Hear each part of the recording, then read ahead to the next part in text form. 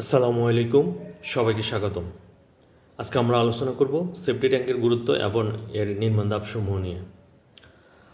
আমরা প্রতিদিনের জীবনে প্রচুর পরিমাণ ওয়েস্ট ক্রিয়েট করি, যার একটি বড় অংশ হচ্ছে টয়লেট ওয়েস্ট।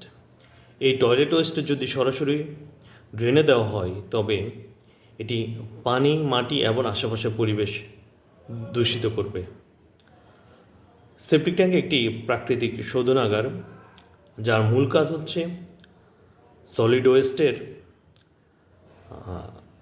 সলিড পার্টটুকুকে স্টোর করা এবং লিকুইড পার্টটুকু আংশিক শোধন করে বাহিরের সোকপিট অথবা ড্রেনেজে ডিসচার্জ করা। ধীরে ধীরে সলিড ওয়েস্টটুকু ব্যাকটেরিয়া ভেঙে ফেলে, যার ফলে পরিবেশ দূষণ কমে যায়, রোগ জীবাণুর ঝুঁকি কমে যায় এবং একটি সুস্বাস্থ্যকর পরিবেশ বজায় থাকে। এজন্যই রাজুক এবং অন্যান্য সিটি কর্পোরেশন ভবন নির্মাণের ক্ষেত্রে ভবনের নকশা অনুমোদনের ক্ষেত্রে সেপটিক ট্যাঙ্ক বাধ্যতামূলক করেছে। সেপটিক ট্যাঙ্কের সাইজ কেমন হবে তা নির্ভর করে ওই ভবনে বসবাসকারীর সংখ্যার উপর। সাধারণত 5 জনের জন্যে মিনিমাম 2000 থেকে 2500 লিটারের সেপটিক ট্যাঙ্ক প্রয়োজন। সেপটিক ট্যাঙ্কের সাইজ, মানুষের ওয়াটার কনজামশন এগুলা বিএনবিসিতে বিস্তারিতভাবে উল্লেখ করা আছে। তবে সেপটিক ট্যাঙ্কের ক্ষেত্রে এর রিটেনশন টাইম অবশ্যই 48 ঘন্টা হতে হবে। সেপটিক ট্যাঙ্কের নির্মাণের ধাপগুলোর মধ্যে প্রথমত এর সঠিক লোকেশন নির্ধারণ করা। সেপটিক ট্যাঙ্কের লোকেশন এমন জায়গায় হতে হবে যেন এটি টিউবওয়েল অথবা ড্রিঙ্কিং ওয়াটার থেকে মিনিমাম 15 থেকে 20 ফিট দূরে হয়।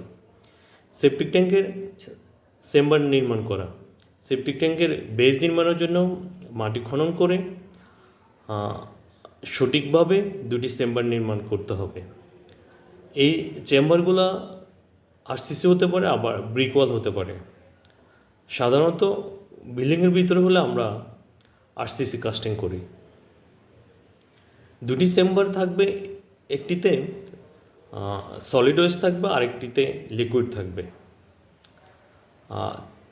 পরের ধাপ হচ্ছে পাইপের সঠিক সংযোগ। সেপটিক ট্যাঙ্কের ইনলেট টয়লেটের ওয়েস্টকে কালেক্ট করে এবং আউটলেট এই টয়লেট ওয়েস্টের লিকুইড পার্টটুকু সোকপিট অথবা ড্রেনেজে ডিসচার্জ করে। সেপটিক ট্যাঙ্কের নির্মাণের পর অবশ্যই বেন্ড পাইপ ইউজ করতে হবে। এতে সেপটিক ট্যাঙ্কের ভিতরে যেই পরিমাণ গ্যাস উৎপন্ন হয় সেগুলো ইজিলি ডিসচার্জ হয়ে যাবে এবং দুর্গন্ধ হবে না। সেপটিক ট্যাঙ্কের ক্ষেত্রে আরেকটা জিনিস খেয়াল রাখতে হবে, ওয়াটার প্রুফিং। সেপটিক ট্যাঙ্কের দেয়ালগুলা ওয়াটার প্রুফিং মটার দিয়ে লেপে দিতে হবে যেন এখানে ওয়াটার লিকেজ না হয়। সেপটিক ট্যাঙ্কের আরেকটি গুরুত্বপূর্ণ বিষয় হচ্ছে সেপটিক ট্যাঙ্ক কমপ্লিট হওয়ার পর এর আউটলেটের সাথে বাইরের সোকপিট অথবা ড্রেনেজের কানেকশান নিশ্চিত করা। সেপটিক ট্যাঙ্ক ঢাকা শহরের জন্য একটি স্বাস্থ্য, পরিবেশ এবং আইনগতভাবে অপরিহার্য বিষয়। সেপটিক ট্যাঙ্কের সঠিক সাইজ নির্ধারণ এবং এর কিছু মৌলিক বিষয় কনস্ট্রাকশনের সময় যদি খেয়াল করা হয় তবে একটি সুন্দর, সুস্বাস্থ্যকর শহর নির্মাণ করা সম্ভব হয়। তাই আমরা ভবন নির্মাণের ক্ষেত্রে সেপটিক ট্যাঙ্ক এর সাইজ এবং এর সঠিক কনস্ট্রাকশন ফলো করব। সেক্ষেত্রে আমরা অবশ্যই Bangladesh national building code follow করে, রাজুকের নিয়ম ফলো করে সেপটিক ট্যাঙ্ক ডিজাইন এবং কনস্ট্রাকশন করব।